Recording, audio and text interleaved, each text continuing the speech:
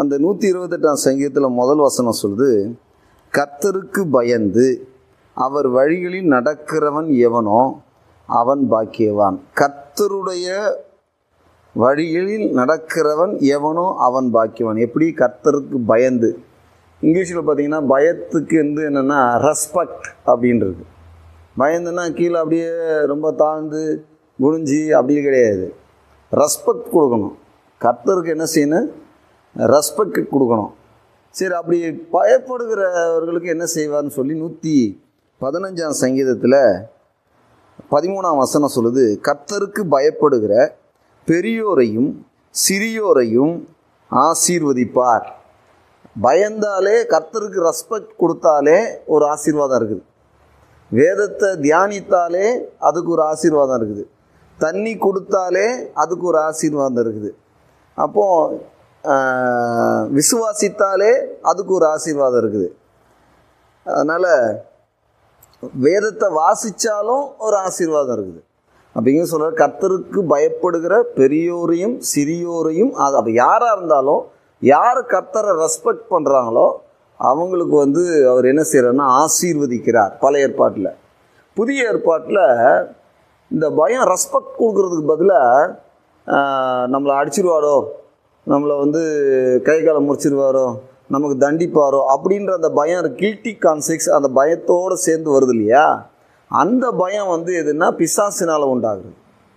தேவனுக்கு ரெஸ்பெக்ட் கொடுக்கறது வேற, நம்மளை கட்டாயப்படுத்தி இது தவறான ஒன்று நடந்துருமோன்ற எதிர்மறையான எண்ணங்கள் உண்டாக்குறதுக்காக ஒரு பயம் வருது இல்லை, அதை தேவன் அதை தேவன் கொடுக்கறது இல்லை. அதனால தேவன் நமக்கு பயமுள்ள ஆவியை கொடாமல், பயம் என்பது ஒரு ஸ்பிரிட், ஆவியை கொடாமல் அன்பும் பலமும் தெளிந்த புத்தியும் உள்ள ஆவியை கொடுத்துருக்கிறாருன்னு போட்டிருக்கு.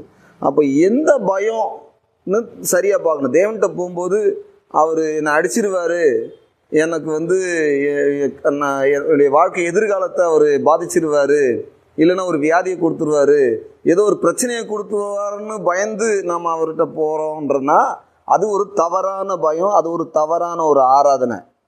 ஆனால் அந்த பயம் எங்கே இருந்து வந்துச்சுன்னா பிசாசு இடத்துலேருந்து வந்துச்சு. ஆனால் தேவனுக்கு அப்படி கிடையாது. மதிப்பு கொடுப்பது, அவரை கனப்படுத்துவது, அவரை உயர்த்துவது, அவரை பெரியவராய் எண்ணுவது, அவர் மேலே நமக்கு அன்பும் மரியாதையும் உள்ளது தான் பயம். அந்த பயம் தான் இங்கே போட்டிருக்கு. கர்த்தருக்கு பயப்படுகிற பெரியோரையும் சிறியோரையும் ஆசீர்வதிப்பார். இந்த கல்யாணத்துக்கு வாசிக்கக்கூடிய இந்த 128ஆம் சங்கீதத்தினுடைய முதல் வசனம் பாரு, கர்த்தருக்கு பயந்து அவர் வழிகளில் நடக்கிறவன். கர்த்தருக்கு ரெஸ்பெக்ட் கொடுத்தாப்போ நம்ம நம்முடைய வழியில் நடந்தாலும் கர்த்தரை டிஸானர் பண்ணுறோம்.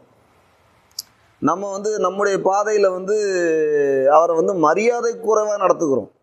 ஏன் தேவன் துக்கப்படுறாருன்னா, ஏன் அவர் மட்டுப்படுத்தப்படுகிறார் என்றால் கர்த்தருக்கு பயந்து அவரை ரெஸ்பெக்ட் பண்ணி அவருடைய வழியில் நடக்கலை. ஏன் பழைய ஏற்பாடுலாம் பார்த்தீங்கன்னா பார்த்தோன்னா அவனு தெரியும், ஜனங்கள் அவரை தள்ளி விட்டார்களாம். ராஜா விஷயத்தில் அவரை தள்ளி விட்டாங்க. யாரை தெரிந்து கொண்டாங்க? சவுலை தெரிந்து கொண்டாங்க. ராஜா எங்களுக்கு வேணும் அப்படின்னு சொல்லிட்டு. அப்போ தேவனே ராஜாவாக இராதபடி அவர் சொல்கிறார், என்னை தள்ளி விட்டாங்கன்றாரு. இன்னொரு இடத்துல போட்டிருக்காரு, அவர்கள் நான் சொல்கிறத விசுவாசிக்கல அப்படின்றாரு. இன்னொரு இடத்துல போட்டிருக்காரு, அவர்கள் என்னை மட்டுப்படுத்தினார்கள். அப்போ பல வகையில் தேவனுக்கு பயப்படுற பயம்னா ரெஸ்பெக்ட் பண்ணுறத அவங்க பண்ணலை. இன்றைக்கும் சபையில் ரெஸ்பெக்ட் பண்ண தெரியல விசுவாசிகளுக்கு. டிஸானர் தான் பண்ண தெரியுது. அவரை மரியாதை, நான் செய்கிற செயல்களினால தேவனை மரியாதை குறைவாக நடத்துகிறேனா, நான் பேசுகிற பேச்சு அவரை கீழ்த்தரமாக அவரை நினைக்கிறேனா, அல்லது நான் நான் நடந்து கொள்கிற வாழ்க்கையின் முறை தேவனை அவரை மட்டுப்படுத்துகிற காரியத்தை நான் செய்கிறேனா அப்படின்றத பார்க்கணும். அதுதான் அதுதான் கர்த்தருக்கு ரெஸ்பெக்ட் கொடுக்குறது. ரெஸ்பெக்ட் கொடுக்குறதுனா என்ன? ஒருத்தர் வரும்போது ஒருத்தர் ஏஞ்சி நிற்கிறாங்க, ஏன்? அது மரியாதை நிமித்தமாக. உட்கார்ந்துருக்கணும், எலும்பி கீழே உட்கார வச்சுட்டு அவர் உட்கார்ந்தாருன்னா அது ரெஸ்பெக்ட் கிடையாது, அது வேற ஆதிக்கம். இப்போ தேவன் எப்படி வச்சுருக்காருன்னா நம்மளை அவர் கட்டாயத்தினால அவருடைய உரிமையை பெறுகிறவராக இல்லை. மக்கள் நம்மளை அவங்க புரிஞ்சு கொள்கிறாங்களா? நான் என்னதான் செஞ்சாலும் எங்கள் வீட்டுக்காரர் நேசிக்க மாட்டாருன்ற மாதிரி தேவனும் இதை ஒரு காலத்தில் சொல்ல வேண்டிய சூழ்நிலை வருது. என்னதான் மக்களுக்கு செஞ்சாலும் இதுக்கு மேலே நான் என்ன செய்வேன்? எரேமியாவில் சொல்கிறாரு, அவங்களுக்கு தண்ணி பாய்ச்சலையா, இல்லை கல் எடுத்து போடலையா, அவர்களுக்கு இதெல்லாம் நான் செஞ்சேன், இப்படி செஞ்சும் அவர்கள் என்ன தெரிஞ்சு கொள்ளலை. ஏன்னா அவர்கள் என்ன பண்ணுறாங்கன்னா, வெடிப்புள்ள தொட்டியை தெரிந்து கொள்கிறார்கள், அந்த தொட்டியில் தண்ணி நிற்காது அப்படின்றாரு. ஏன் நல்ல தொட்டியாகி என்ன தெரிந்து கொள்ளலை? அவரே சில நேரங்களில் எனக்கு என்ன ஃபீலிங் இருக்கோ அதே ஃபீலிங் தேவனுக்கு இருக்குது. ஏன்னா தேவனுக்கு இருக்கிற ஃபீலிங்கை சில நேரங்கள் நம்ம உணர்வோம். எல்லாராலையும் ஆட முடியாது, எல்லாராலையும் எல்லா காரியத்தையும் உணர்ந்து நடத்த முடியாது. சில நேரங்களில் ஊழியக்காரர்களுக்கு தேவனுக்கு என்ன அவர் என்ன நினைக்கிறாரோ அதே இருதயத்தில் அதே எண்ணம் உள்ளவர்களாக இருப்பாங்க, அதே பாரம் உள்ளவர்கள். அதனால்தான் ஏசாயா பாரங்களை குறித்து எழுதுகிறான். ஏன்னா தேவனும் நடக்கிற மனுஷன் அவருடைய இருதயத்தின் பாரங்களையும் அறிந்தவனாக இருக்கிறான். அப்போ சில நேரங்களில் தவறான ஒரு உணர்ச்சி ஊழியக்காரனுக்கு வருதுன்னா அது எல்லா நேரத்துலையும் அந்த ஊழியக்காரன் செஞ்ச காரியத்தினால இல்லை. சில நேரங்களில் தேவன் மக்களை குறித்து என்ன எண்ணுகிறாரோ அந்த உணர்வே உணர்வு என்னன்னா கொஞ்சம் தன்னுடைய உணர்வின் வழியாக தேவன் செயல்படுவதற்கு அவன் அனுமதிக்கிறான். அது கண்ணீராக இருக்கலாம், அல்லது துக்கமாக இருக்கலாம், அல்லது சிரிப்பாக கூட இருக்கலாம். தேவன் மகிழ்ச்சியாக இருந்தால் ஊழியக்காரனும் மகிழ்ச்சியாக இருப்பான்.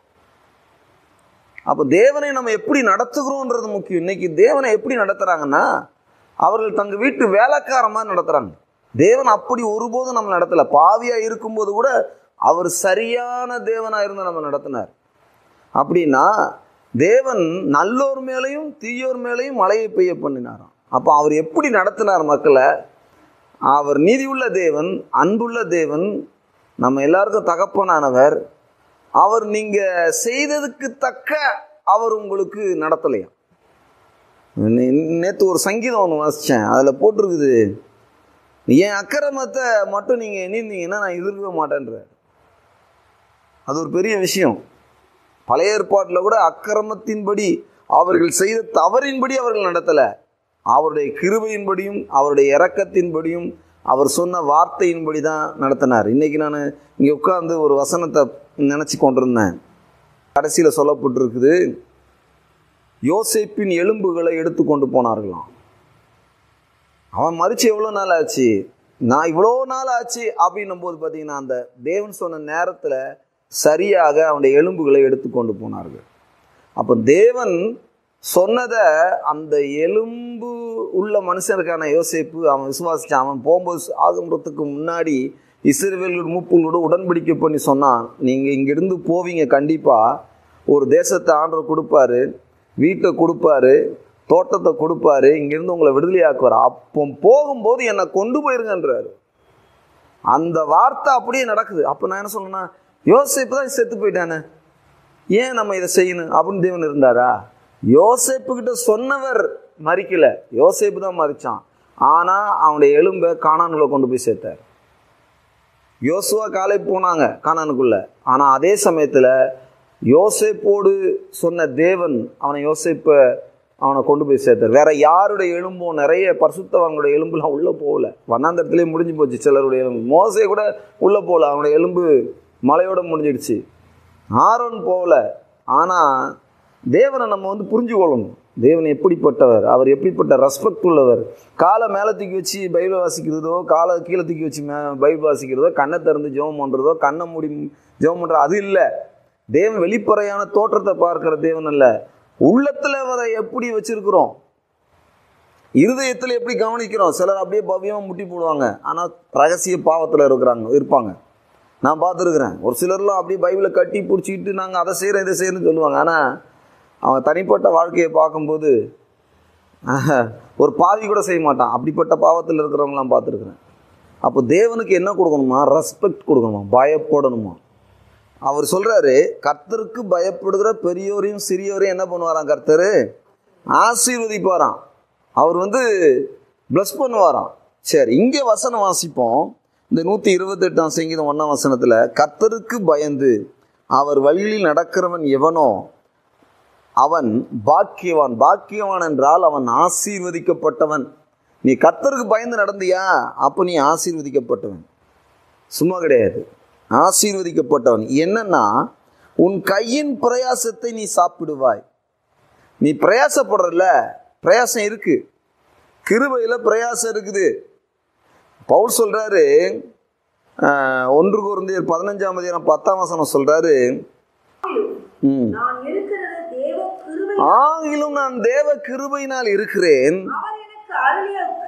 அவர் எனக்கு அருளிய கிருபை. கிருபையை பெற்றுக்கொண்டு சும்மா இருக்கிறது இல்லை, அவர் எனக்கு அருளிய கிருபை விருதவாகவில்லை. அவர்கள் எல்லாரிலும் நான் அதிகமாய் பிரயாசப்பட்டேன். அப்போ பிரயாசப்படுறது முதல்ல பங்கடைவான், பிரயாசப்படணும், அது கிருபையில ஒன்றுதான். அதை தான் இங்க போட்டிருக்குது, உன் கையின் பிரயாசத்தை நீ சாப்பிடுவாய், உனக்கு பாக்கியமும் நன்மையும் உண்டாயிருக்கும். இந்த கர்த்தருக்கு பயப்படுற மனுஷனுடைய குடும்பம் தான் நல்லா இருக்கும். இங்க மனைவியை பத்தி சொல்ல, கர்த்தருக்கு பயப்படுற மனுஷனை பத்தி சொல்லப்பட்டிருக்குது. மனுஷன் எதை விதைக்கிறானோ அதையே அறுப்பான். அப்போ கர்த்தருக்கு பயப்படுற மனுஷன் என்ன செய்யணுமா, கர்த்தருக்கு பயந்ததுனால அவனுடைய கையின் பிரயாசத்தை அவன் சாப்பிடுவாய், நீ சாப்பிடுவாய், உனக்கு பாக்கியம் நன்மையும், பாக்கியம் நன்மை, பாக்கியம் நன்மை. அவன் பாக்கியவான் போட்டிருக்குது, ஆசீர்வதிக்கப்பட்டவன். அப்போ உனக்கு பாக்கியம், ஆசீர்வாதமும் நன்மையும் உண்டாகும். அடுத்த வசனம் பாருங்க. அப்புறம் தான் அது சொல்லப்பட்டிருக்கு, அந்த மனுஷனுடைய அவன் செய்யற வேலை எப்படி இருக்கும், அவன் மனைவி எப்படி இருப்பான்னு அடுத்தது போட்டிருக்கு. மனைவி என்ன எப்படி இருப்பான், உன் மனைவி உன் வீட்டோரங்களை கனிதரும் திராட்சை கொடியை போல் இருப்பாள். உன் பிள்ளைகள், அடுத்தது பிள்ளைகளுக்கு ஃபர்ஸ்ட் அவனுடைய வேலை, ரெண்டாவது அவன் மனைவி, மூணாவது அவன் பிள்ளை. நீ கர்த்தருக்கு பயந்து நடந்தா உன் மனைவி, உன்னுடைய வேலை நல்லா இருக்கும், உன் மனைவி நல்லா இருப்பா, உன் பிள்ளைகள் நல்லா இருப்பான். அதுக்கு தான் ஒரு குடும்ப தலைவன் என்ன செய்யணும்னா, கர்த்தருக்கு பயந்து நடக்கணும். உன் பிள்ளைகள் உன் பந்தியை சுற்றிலும் ஒளியுமல கன்றுகளைப் போல் இருப்பார்கள். உன் பந்தியை சுற்றிலும் ஒளியுமர கன்றுகளைப் போல செழிப்பா இருப்பாங்கன்னு போட்டிருக்கு. அப்போ கர்த்தருக்கு பயந்து நடக்கிற மனுஷன் பாக்கியவனா என்ன, அவன் செய்கிற வேலை ஆசீர்வாதமா இருக்கும், அவனுக்கு எல்லாம் உண்டாகும்னு போட்டிருக்குது. உண்டாகும், பாக்கியமும் நன்மையும் உண்டாகும், உண்டாகி இருக்கும். அப்போ மனைவி எப்படி இருப்பா, வீட்டரும் கழிந்து திராட்சை கொடி இருப்பா, பிள்ளைங்க எப்படி இருக்கும், ஒளிமர கன்றுகளை போல இருக்கும். அப்படி இப்படிப்பட்ட ஒரு மனிதனை குறித்து சொல்லப்பட்டிருக்கிறது. அந்த மனிதனாக தான் நம்ம இருக்கணும். அப்போ கர்த்தரை ரெஸ்பெக்ட் பண்றதா இருக்கணும், அன்ரெஸ்பெக்டரா இருக்கக்கூடாது. நீர் என்ன சொல்ற, நான் என்ன கேட்கறது. இந்த தகப்பனை பிள்ளைங்க எப்படி முரட்டாட்டம் பண்ணுவாங்க, முரட்டாட்டத்தில் வாழக்கூடாது. நீங்கள் சொல்றது நான் செய்யணுமா, நீங்கள் அனுப்புகிற இடத்துக்கு நான் போகணுமா, அது இன்ரெஸ்பெக்ட், அது ரெஸ்பெக்டே கிடையாது. அப்போ தேவனை கர்த்தர் என்ன சொல்றாரோ, வசனம் என்ன சொல்லுதோ அதுக்கு 100க்கு 100 கீழ்ப்படியணும். அதுதான் ரெஸ்பெக்ட்.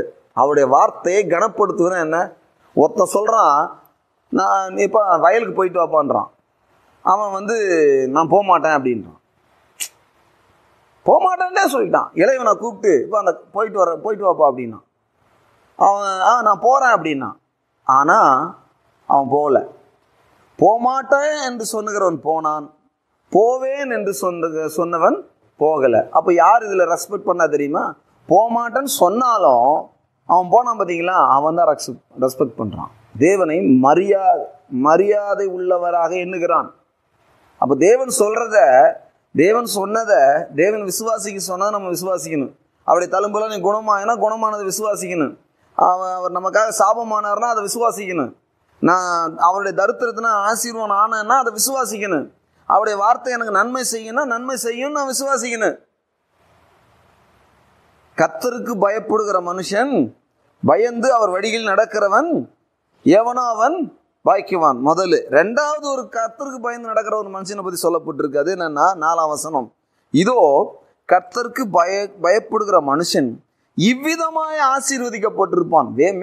மேற்கனவே மேல சொன்னது, கர்த்தருக்கு பயந்து சொன்னதே பெரிய ஆசீர்வாதம். நீ கை செய்கிற எல்லாம் நல்லா இருக்கும், உனக்கு பாக்கியம் நன்மை உண்டாகும், மனைவி வீட்டோரும் கடுத்து திராட்சை கொடியை போல செடியை போல இருப்பான், உன் பிள்ளைகள் ஒளிவு மர கன்றுகளை போல. ஒரே விஷயத்த சொல்லிட்டாரு. ஃபர்ஸ்ட் பாக்கியம் நன்மையும் உண்டாகன்ட்டாரு. ரெண்டாவது திராட்சை செடியை காமிச்சு சொல்லிட்டாரு. ஏன்னா திராட்சை செடி எல்லாரும் பார்த்துருக்குறாங்க இஸ்ரேல் தேசத்துல. அவங்களுக்கு சொல்லப்பட்ட அவருக்கு அந்த நபர் திராட்சைக்குடி செடியுடைய பற்றி நல்லா தெரியும். அப்புறம் அடுத்தது என்ன, ஒலிவ மரத்தை பற்றி நன்றா தெரியும். அதனால 3 காரியத்தை சொல்லிட்டாரு. பாக்கியம் நன்மை உண்டாகும், திராட்சை செடியை போல இருப்பா, ஒலிவ மர கன்றுகளை போல இருப்பார்கள். அடுத்தது ரொம்ப முக்கியம், இதுவே பெரிய ஆசீர்வாதம். கர்த்தருக்கு பயப்படுற, கர்த்தருக்கு ரெஸ்பெக்ட் பண்ற, மரியாதை கொடுக்கிற ஒரு மனுஷனுக்கு சொல்ற, இதோ கர்த்தருக்கு பயப்படுகிற மனுஷன் இவ்விதமாய் ஆசீர்வதிக்கப்படுவான். எவ்விதமாய் ஆசீர்வதிக்கப்படுவான்னு பாருங்க. கர்த்தர் சீயோனிலிருந்து உன்னை ஆசீர்வதிப்பார். சீயோனிலிருந்து கர்த்தர் இப்போ மேலேருந்து ஆசீர்வதிக்கிறாராம். சீயோன் அவங்களுக்கு என்ன? சீயோன் பரலோகம், சீயோன் மலை, சீயோன் தேவனுடைய ஆலயம், சீயோன். அப்போ கர்த்தர் சீயோனிலிருந்து உன்னை ஆசீர்வதிப்பார். ஜீவனுள்ள நாட்கள் எல்லாம் எருசலேமின் வாழ்வை காண்பாய். எருசலேமுக்குள்ள வாழ்றது ஒரு பெரிய ஆசீர்வாதம். ஏன்னா எருசலேம் யாருடைய, சீயோன் யாருடைய நகரம்? அந்த எருசலேம்ன்ற அந்த இடம் தேவனுடைய நகரம். தேவன் பூமியிலே தெரிந்து கொள்ளப்பட்ட ஒரு இடம் உண்டு என்றால் அது எருசலேம். அதனால தான் எருசலேமில் அவர் வாசமாக இருக்கிறார், அவர் ராஜாவாக இருக்கிறார். எருசலேமுக்கு தான் வரப்போகிறார் ராஜாவாக. அப்போ உங்கள் வேத வசனம் சொல்லுது, எருசலேமில் நீ எப்படி கர்த்தர் இருக்கிறார்னா அப்படிப்பட்ட வாழ்வை நீ காண்பாய்ன்ற. தேவன் நமக்கு ராஜாவாக இருந்தா, தேவன் நமக்கு மேய்ப்பராக இருந்தா, தேவன் நமக்கு நம்முடைய மேல் அதிகாரியாக இருந்தா நம்ம வாழ்க்கை எவ்வளோ ஈஸியாக இருக்கும் தெரியுமா? அப்படி நீ எருசலேமின் வாழ்வை காண்பாய். ஏன்னா எருசலேம் வாழ்வுன்னா என்னன்னு தெரியும் அவங்களுக்கு. சிறைவேல் யூதனுக்கு சொன்னால் கரெக்டாக தெரியும். ஏன்னா எருசலேமுக்குள்ளே வர்றதையே பெரிய பாக்கியம் என்று எண்ணுவார்கள். எருசலேமுக்குள்ளே குடியிருக்கிறத ஒரு பெரிய பாக்கியம் என்று எண்ணினார்கள். ஏன்னா அங்கே கர்த்தருடைய சிங்காசனம் இருக்கிறது, கர்த்தருடைய பிரசன்னம் இருக்குதுன்றதுக்காக அவங்க அந்த இடத்துல வாழணும். எங்கே போனாலும் எருசலேமுக்கு வரணும். வருஷத்தில் 3 தடவை, ஒரு தடவையாவது வரணும். எங்கே போனாலும் அவங்க இருதயம் எங்கே இருக்கும்? எருசலேம் மேலே தான் கண்ணாக இருப்பாங்க யூதர்கள். ஏன்னா அப்படிப்பட்ட ஆசீர்வதிக்கப்பட்ட இடம். அங்கே அவர்களுடைய விசுவாசம், தேவன் அங்கே ராஜாவாக வீட்டு இருக்கிறார். ஆகவே அது தேவனுடைய நகரம். அங்கே போகணுன்ட்டு போட்டு பாருங்க. ஜீவனுள்ள நாளெல்லாம் எருசலேமின் வாழ்வை காண்பாய். பாப்ப எருசலேம் நல்லா இருந்தா நீ நல்லா இருப்ப. எருசலேம் அங்கே எருசலேமுக்குள்ளே இருக்கிறவங்களுக்கு என்னென்னா, எருசலேம் நல்லா இருந்தால் அங்கே இருக்கிறவங்க நல்லா இருப்பாங்க. எருசலேமில் சமாதானமாக இருந்தால் நான் எல்லாருக்கும் சமாதானம் இருக்கும். அதனால் எருசலேமின் வாழ்வை காண்பாய். அடுத்தது ஒரு வசனம் பாருங்கள். எப்போதுமே ஆண்டவர் ஆசீர்வதிக்கும் போது ஒரு மனுஷனை அவன் வேலை, அவன் பிள்ளை, அவன் மனைவி, அவன் பிள்ளை எல்லாத்தையும் ஆசீர்வதிக்கிறார். அதனால தான் குடும்ப தலைவன் என்கிறவன் தேவனோடு தேவனை கனப்படுத்துகிறவனாக, தேவனை விசுவாசிக்கிறவனாக இருக்கணும். ஒழுக்கம் உள்ளவனாக, தேவனுடைய பிரசன்னத்தில் இருக்கிறவனாக இருக்கணும். பாருங்கள், அவர் ஆசீர்வாதம் எப்படி ஊத்துறாரு? அவன் கையின் கிரிய, அப்புறம் மனைவி, அப்புறம் பிள்ளைகள் சொல்லிட்டு அடுத்தது சொல்கிறாரு, அவனுக்கு என்ன விதமாக இவ்விதமாக ஆசீர்வதிக்கப்படுவான். எவ்விதமாக? சீயோனிலிருந்து அவனை ஆசீர்வதிப்பார். ஜீவனுள்ள நாட்களில் எருசலேமின் வாழ்வை காண்பான். நீ உன் பிள்ளைகளின் பிள்ளைகளையும் இஸ்ரவேலுக்கு உண்டாகும் சமாதானத்தையும் காண்பாய். பாருங்க, எருசலேமின் வாழ்வை காண்பாய், உன் பிள்ளைகளை காண்பாய், இஸ்ரவேலுக்கு உண்டாகும் சமாதானத்தை காண்பாய். சமாதானம் என்றால் ஆரோக்கியம், சுகம், வாழ்வு, உயர்வு, வெற்றி, தயவு எல்லாம் சேர்ந்துதான் ஷாலோம். அந்த ஷாலோமை காண்ப அப்படின்னா என்ன அர்த்தம்னா, எருசலேமின் வாழ்வை காண்பாய். எருசலேம் நல்லா இருக்கும்போது நீ நல்லா இருப்ப. அடுத்து சொல்றாரு, உன் பிள்ளைகளை காண்பாய், உன் பிள்ளைகளின் பிள்ளைகளை காண்பாய். அப்படின்னா என்ன அர்த்தம்னா, இவர் வயசாகிற வரைக்கும் நல்ல பூர்ண வயசோட இருப்பாருன்னு அர்த்தம். கர்த்தரை ரெஸ்பெக்ட் பண்றவன், கர்த்தருக்கு மரியாதை கொடுக்குறவன் பாதி வயசுல சாக மாட்டான். ஏன்னா அது இங்க சொல்லியிருக்கு. என்ன சொல்லியிருக்கு? அவன் பிள்ளைகளின் பிள்ளைகளை காண்பான். பார்த்துட்டு இஸ்ரவேலுக்கு உண்டாகும் சமாதானத்தையும் காண்பான். கர்த்தருக்கு பயப்படுறவன் என்ன ஆச்சு? என்ன நஷ்டம்? லாபம்தான். ஏன்னா அவர் என்ன அடிப்பாருன்றதுக்காக பயப்படக்கூடாது, அவர் எனக்கு கொடுக்க மாட்டாருன்றதுக்காக பயப்படக்கூடாது. அது தவறான பயம். சரியான மரியாதை கொடுக்கணும்னா ஆண்டவருக்கு என்னன்னு படிக்கணும் பைபிளில். இதில் ஒரு வசனம் எனக்கு ரொம்ப மனசை ரொம்ப ஆழமாக என்னை ரொம்ப பாதித்த ஒரு சங்கீத பகுதி இருக்குது. ரொம்ப வருஷமாக நான் என்னால் சில விஷயத்தில் அதை பல தடவை நான் வாசிப்பேன், அதை படிப்பேன். ஆனால் எனக்கு அதை என்னால் ஜீரணிக்கவே முடியல. என்ன காரணம்னா, சங்கீதம் 78ஆம் சங்கீதம் 38ஆம் வசனம். அவரோ அவர்களை அழிக்காமல் இரக்கம் உள்ளவராய் அவர்கள் அக்கிரமத்தை மன்னித்தார். அவர் தமது உக்கிரகம் முழுவதையும் எழுப்பாமல் அநேகந்தரம் தமது கோபத்தை விலக்கிவிட்டார். அவர்கள் மாம்சம் என்றும் திரும்பி வராமல் அகலுகிற காற்றென்றும் நினைவு கூர்ந்தார். எத்தனையோ தரம் வனாந்தரத்திலே அவருக்கு கோபம் மூட்டி அவாந்தர வெளியிலே அவரை விசனப்படுத்தினார்கள். இது என்ன, இது புரியல எனக்கு. தேவனே விசனப்படுத்தினார்களாம். விசனம்னா கஷ்டப்பட வச்சாங்களாம்.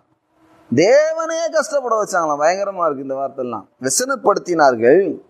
அவர்கள் திரும்பி தேவனை பரீட்சை பார்த்தார்கள். என்ன செஞ்சாங்க? தேவனை முதல்ல என்ன பண்ணாங்கன்னா அவரை நான் கேட்குறேன், எப்படி ஒரு ரெஸ்பெக்ட் கொடுக்காம எவ்வளோ தரகுறவா நடத்தியிருக்காங்க பாருங்க தேவனை. இன்னைக்கு தேவனை என்ன பண்ணாங்கன்னா அவர்கள் வெளியே அவரை அவாந்தர வெளியிலே அவரை விசனப்படுத்தினார்கள். ஒன்று. அப்புறம் அவர்கள் திரும்பி தேவனை பரீட்சை பார்த்தார்கள். விசனப்படுத்தாங்க, பரீட்சை மாற்றி மாற்றி மாற்றி அவரை டெஸ்ட் பண்ணாங்களாம். அடுத்த வசனம் போட்டிருக்கு, இஸ்ரவேலின் பரிசுத்தரை மட்டுப்படுத்தினார்கள். என்னன்னா ஒரு சூழ்நிலை நம்மளை ஆண்டவர் எடுத்துருவார். ஆனால் அந்த சூழ்நிலை மறந்து தேவன்கிட்ட நடந்து கொள்றதே தப்பாக நடந்து கொள்ளும். எப்போதுமே தேவனுக்கு கொடுக்க வேண்டிய மரியாதையை ஒழுங்காக கொடுக்கணும், ரெஸ்பெக்ட் பண்ணணும், அவரை கனப்படுத்தணும். என்னை கனம் பண்ணுகிறவன் அப்படின்றார், பிதா கனம் பண்ணுவார். பழைய ஏற்பாட்டில் போட்டு முதல் விளைந்த எல்லா விளைவுகளையும் கொடுத்து அவரை கனப்படுத்துகின்றார். ஆனால் புதிய ஏற்பாட்டில் எனக்கு ஒரு ஊழியம் செய்தால் பிதாவானவரை இயேசுவோட உட்காந்து அவருடைய வேதத்தை வாசித்தா, அவரை துதிச்சா, அவரை ஆராதித்தா பிதாவை கனம் பண்ணுறோமா, ரெஸ்பெக்ட் பண்ணுறோமா சொல்லியிருக்கார் பாருங்க. இஸ்ரவேலின் பரிசுத்தரை மட்டுப்படுத்தினார். மட்டுப்படுத்தினா என்னன்னா தேவனை பார்த்து இதுதான் செய்ய முடியும் உங்களால், இதுக்கு மேலே செய்ய முடியாது. இயேசுபா சொன்னாங்களா, உன்னை நீயே ரட்சித்துக்கொள் மற்றவர்களையும் ரட்சி. அந்த மாதிரி தான் இது கதை. தன்னைத்தான் மற்றவங்களை ரட்சித்தான், தன்னை ரட்சித்துக்கொள்ள திராணி இல்லை அப்படின்னாங்க. அப்போ இயேசுவை பார்த்து இப்படி சொல்றாங்கன்னா அவர் யாருன்னு நினைச்சுக்கிட்டாங்க? அவரை பார்த்து சொன்னாங்க, உன்னை நீ ரட்சித்துக்கோ, எங்களையும் ரட்சி அப்படின்னு. என்னன்னா அவரை அந்த திருடனுடைய மதிப்பு என்ன, மட்டுப்படுத்தினான் அவரை. அங்க இருக்கிற ஜனங்கள் என்ன பண்ணாங்க, மட்டுப்படுத்தின, நீ தேவனுடைய குமாரனா இறங்கி வா, மட்டுப்படுத்தினார்கள். மற்ற ரட்சித்தான், தன்னைத்தானே ரட்சிக்கல, மட்டுப்படுத்தினார்கள். ஆலயத்தை இதை இடித்து போடுங்க, ஆலயத்தை முண்டால் கட்டுன்னு சொன்னா, இவன் பாரு இப்படி சிலுவையில் இருக்கிறான் அப்படின்னு சொன்னாங்க. நீ கீழே இறங்கி வா அப்படின்னாங்க. அப்ப என்னன்னா அவரை மட்டுப்படுத்தினார்கள். இவ்வளவுதான் செய்ய முடியும், இதெல்லாம் செய்ய முடியாது உங்களால. தேவன் சொன்னதையெல்லாம், தேவன் ஒரு காரியத்தை சொல்லியிருப்பார் என்றால் அதெல்லாம் அவரால் செய்ய முடியும். அவர் செய்ய முடிகிற காரியத்தை தான் அவர் சொல்லுவார். அவரால் செய்ய முடியாத காரியம் ஒன்றும் இல்லை. அதனால தேவனால கூடாத காரியம் ஒன்றும் இல்லை அப்படின்னா அவர் உன்னை சொல்லியிருப்பார்னா உனக்கு கண்டிப்பா செய்வார். அதுல மாற்றமே கிடையாது. அதுல போய் சந்தேகப்பட வேண்டிய இடமே இல்லை. அவரை மட்டுப்படுத்த வேண்டிய இடமே இல்லை. இவ்வளவுதான் செய்ய முடியும்னு கிடையாது. சில நான் கூட சொல்லுவேன், இப்போ கொஞ்ச நேரத்துக்கு முன்னாடி சொல்லியிருந்தேன், ஒயிட் ஆண்டவரே இதெல்லாம் நீங்க சொல்லியிருந்தீங்க, இத்தனை வருஷமா சொல்லியிருந்தீங்கன்ட்டு. அதை செய்ய முடியாதுன்றதுக்காக சொல்ல நான் அதெல்லாம் ஒவ்வொரு தடவை நான் நினைவு கூறுகிறேன். தேவன் சொன்னதையெல்லாம் நினைவு கூறுகிறேன். தேவன் தாவீதுக்கு சொன்னதை, அவருடைய வாயினால் சொன்னதை சாலமோனுக்கு அவருடைய கரத்தினால் செய்து முடித்தார். அப்ப நான் சொல்றேன், அன்னைக்கு அவர் சொன்னீங்களா ஆண்டவரே நீங்க இதை செய்யுங்க அப்படின்னா என்னன்னா, நான் அவரை கனவின மட்டுப்படுத்தல, அவர் சொன்னதை நினைவு கூறுகிறேன், நினைவு கூறுறேன். தேவன் அவர் சொல்றாரு, என்னை உட்கார விடாதீங்கன்றார் ஒரு இடத்துல பழைய ஏற்பாட்டில் ஏசாயால.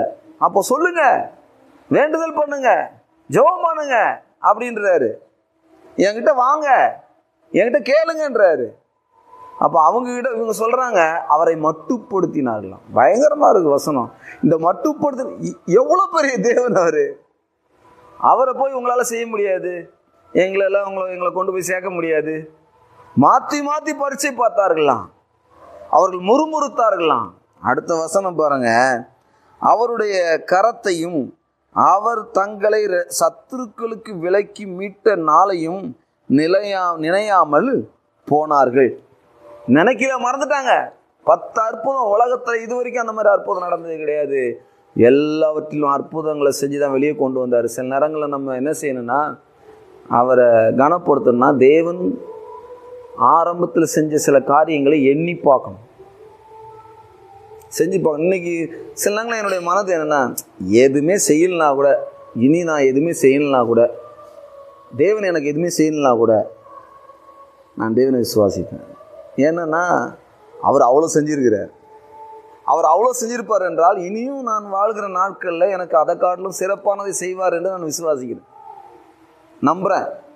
அப்படி நம்பணும் தேவனை.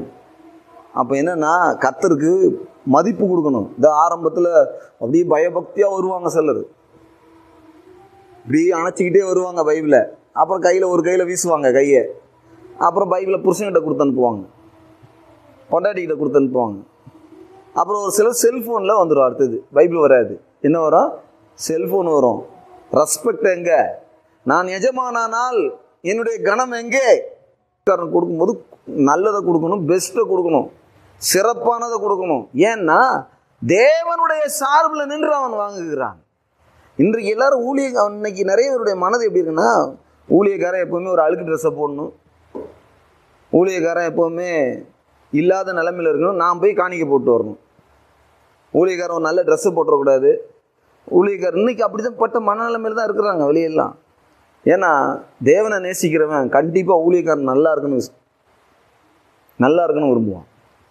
நிறைய நேரங்களில் தியாகமான மக்கள் கூட்டத்தை நான் பார்த்துருக்குறேன். பணத்தை அவங்களுக்கு கூட இல்லாமல் ஊழியக்காரனும் கொடுத்து அந்த குடும்பம் கெட்டு போனதே கிடையாது. நீங்கள் நல்லா இருக்கிறாங்க. ஆனால் ஊழியக்காரனை ஏமாற்றி, ஊழியக்காரனை வஞ்சிச்சு, ஊழியக்காரனை பல சூழ்நிலையில் மாட்டி விட்டு ஊழியக்காரனை கண்ணீர் சிந்த வச்ச குடும்பம் நல்லா இல்லை. அதனால் ரெஸ்பெக்ட் யாரை பண்ணா? தேவனை. இப்போ நான் பேசுகிறேன்னா, இப்போ நான் தேவனை கனப்படுத்துகிறேன்னா, தேவனுக்கு பயப்படுறேன்னா, என் ஒய்ஃப்கிட்ட எப்படி நான் பேசுவேன்? என் பிள்ளைங்கிட்ட எப்படி இன்னைக்கு கூட உட்காந்து யோசனை பண்ணேன். விளையாட்டு கூட என் ஒய்ஃபுக்கிட்ட இது வரைக்கும் நான் போய் சொன்னது கிடையாது. அப்படியே நம்புவாங்க. என் பிள்ளைங்கிட்ட நான் போய் சொன்னது கிடையாது. விளையாட்டு கூட சொல்ல மாட்டேன். கொஞ்சம் ஏதாவது வேற ஏதாவது சொல்கிற மாதிரி இருந்துச்சுன்னா உடனே அந்த இடத்துல பிரேக் பண்ணிவிட்டு அப்படி பிரேக்காகவே இருப்பேன், ஐஸ் பிரேக்கிற மாதிரி. அதுக்கப்புறம் சொல்லுவேன். அப்படி வேணா சொல்லுவேனே தவிர, அவர்களை சீட்டிங் பண்ணி அவர்களுடைய காரியத்தை எடுக்கிறது, அவர்களை தவறான வழியில் நடத்திட்டு அந்த காரியத்தை எடுக்கிறது, அவர்களை திசை திருப்புற வேலையை நான் செய்ய மாட்டேன். ஏன்னா அது தேவனுடைய குணம் இல்லை. என் பொண்டாட்டிகிட்ட பொய் சொல்லி தான் வாழணும்னு ஒரு எண்ணமுடையவர்களாக இருந்தாங்கன்னா அது தப்பு. ஹஸ்பண்ட்கிட்ட பொய் சொல்லி தான் வாழணும்னு ஒரு எண்ணம் இருந்துச்சுன்னா அது தப்பு. தவறான பழக்கம் வழக்காது. நேர்மை உள்ளவர்களாக இருக்கணும். அப்போ என்னென்னா, தேவனை என்ன பண்ணுறேன்னா, கனவீனப்படுத்துகிறேன். என் முன்னாடி இருக்கிற என் ஒய்ஃப்கிட்ட நான் எப்படி நடக்கிறேனோ அதை வச்சு தான் நான் கனவீனப்படுத்துகிறேன். நான் தேவனுடைய பிள்ளை, தேவன் இங்கே இருக்கிறாரு. நான் தப்பாக நடத்தினேன்னா, தப்பாக பொய் சொன்னேன்னா, தப்பான காரியம் அவங்கள திசை திருப்ப வச்சேன்னா யாரை கனவீனப்படுத்துகிறேன்? தேவனை கனவீனப்படுத்துகிறேன். நான் தேவனுடைய பிள்ளை, தேவன் எனக்குள்ளே இருக்கிறாரு, தேவனுடைய சுபாவம் எனக்குள்ளே இருக்குது, நான் ஒரு புதிய சிருஷ்டி அப்படின்னு சொல்லிட்டு, நான் ஒளியில் இருக்கிறேன்னு சொல்லிட்டு நடந்தா, சூழ்நிலைக்கு ஏற்ற மாதிரி போய் சொன்னா, சூழ்நிலைக்கு ஏற்ற மாதிரி மாற்றி என் வாழ்க்கையை நான் அமைச்சா, அங்கே ஒன்று பேசுறது இங்கே ஒன்று பேசுறது, அப்படி நடந்தா தேவனுக்கு கனப்படுத்துறேன்னா கிடையாது. சில நேரங்களில் என்னை விட்டு போனதுக்கு நிறைய பேர் போனதுக்கு காரணம் நான் அவங்கள போல இல்லைன்ட்டு, அவர்களை போல மாற்றி மாற்றி பேசலைன்ட்டு. என்னால் அப்படி செய்ய முடியாது. ஏன்னா நான் தேவனை எல்லா சூழ்நிலையும் கனப்படுத்த விரும்புகிறேன். அப்படி கனப்படுத்துகிற குடும்பம் ஒருவேளை இன்றைக்கி நான் ஒரு சூழ்நிலை இப்படி இருக்கலாம், ஆனால் இப்படி நான் இருக்க மாட்டேன். ஏன்னா அவருடைய வார்த்தையின்படி என் வாழ்க்கை மாறிக்கொண்டிருக்கிறது. ஏன்னா அவர் சொல்லியிருக்கிறாரு, கர்த்தருக்கு பயப்படுகிற மனுஷன் இவ்விதமாக ஆசீர்வதிக்கப்படுவான். அதை நான் விசுவாசிக்கிறேன். அதை பார்க்குறதுக்கு ஒரு சூழ்நிலை ஒரு மாதிரி இருக்கலாம். ஆனால் திடீர்னு எல்லாம் மாறிடும். எல்லா சூழ்நிலையும் மாறிடும். தேவன் இல்லாமல் எல்லாம் இருந்து ஒரு பிரயோஜனம் கிடையாது. ஆனால் தேவன் இருந்தார்னா எல்லாவற்றையும் அவர் தருவார். அதனால் தேவனுக்கு கனப்படுத்த கற்றுக்கொள்ள வேண்டும். அதனால் தேவனை ரெஸ்பெக்ட் பண்ணுங்கள், தேவனுக்கு பயந்துருங்கள். பரலோகத்துக்கு நமக்கு ஒரு எஜமான் இருக்கிறார். அதனால் பயந்து இங்கே இருக்கிற வேலைக்காரனெல்லாம் ஒழுங்காக வேலை வாங்கடான்றார். ஊழியக்காரன் கூட சொல்கிறாரு, உனக்கு தேவன் இருக்கிறனால உன் உடன் ஊழியக்காரனோட கவனமாக நடந்து கொள்ளுன்றாரு. அப்படின்னா அந்த தேவன் எனக்குள்ளே இருக்கிறாரு, எல்லா இடத்துலையும் இருக்கிறாரு. நான் அவரை பிரதிபலிக்கிறவனா அவரை எப்படி கனப்படுத்துறதுனா வாழணும். என் வாழ்க்கை தேவனை கனப்படுத்துறதா இருக்கணும். நான் எவ்வளோ பணம் சம்பாதிச்சேன், எத்தனை காரை வாங்கினேன், எத்தனை வீட்டை வாங்கினேன்றதை யாரும் பார்க்க போகிறது கிடையாது. அதை பார்த்து ஒரு பிரயோஜனம் கிடையாது. ஆனால் நான் எப்படி தேவனை கனப்படுத்தினேன், பரலோகம் அதை தான் பார்க்க போகுது. அதனால் உலக மக்களுக்குடைய பார்வை வேறு, இந்த வாழ்க்கை வேறு. தேவனுக்கு மரியாதை கொடுத்தா 128ஆம் சங்கீதத்தின்படி அப்படியே நடக்கும். அது சொன்னவங்களுக்கு நடந்துச்சுன்னா, உங்களுக்கு ஏன் இந்த பைபிளை எழுதி வச்சுருக்காருன்னா, இதை விசுவாசித்து நித்திய ஜீவனை சுதந்திரித்துக் கொள்வதற்கு, இதை விசுவாசித்து இதன்படி வாழ்க்கையில் உங்கள் வாழ்க்கையில் நடக்க போகுதுன்ற படங்களை அங்கங்கே வச்சுருக்கிறாரு. நான் செய்கிற காரியத்தினால தேவன் என்னை மதிக்கிறவர் இல்லை, அவரை நான் விசுவாசிச்சதுனால அவர் என்னை ஏற்றுக்கொண்டிருக்கிறார், மதிக்கிறார். அதனால் கர்த்தருக்கு பயப்படுதலை ரெஸ்பெக்ட் பண்ணுறதை கற்றுக்கொண்டா கிறிஸ்துவ உலகம் கரெக்டாக இருக்கும். ஏன்னா